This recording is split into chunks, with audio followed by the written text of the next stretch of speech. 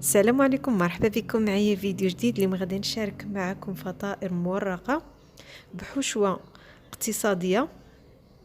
غادي نحتاجو فيها جوج علب نتاع الطون. صفيت له الزيت، يعني ديروا الطون تاع الزيت، ما ديروش نتاع مطيشه.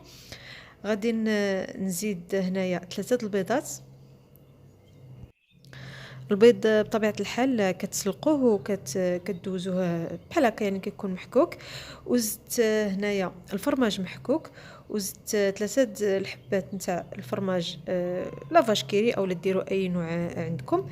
عندي هنايا العجين المورق، انا استعملت هذا اللي كيتباع بحال هكا، يعني كيكون جاهز. صافي هنايا كنسرحو. صافي كنقطعوا على هذا الشكل دوائر. مهم بالنسبه يعني الاشكال نتوما اللي تقدروا ديروهم، واش دوائر او شكل مربع. صافي كنعمرهم بالحشوه نتاع الطون. كندير واحد الكميه في الوسط. على الجوانب كندهن بالبياض البيض. صافي كنزيد عليها العجينه الثانيه بحال هكا، وكنضغط عليها بيديا على الجوانب باش ما تحلش ليا في الفران.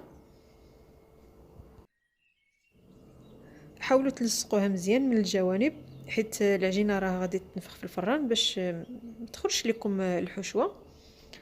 صافي كندهنهم بالصفر نتاع البيض، وكندخلهم الفران يطيبوا على نار اللي كتكون متوسطه.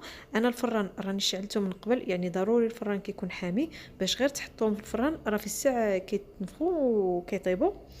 صافي هنا من بعد ما تحمروا خرجتهم من الفران، كيكون هذا هو الشكل ديالهم.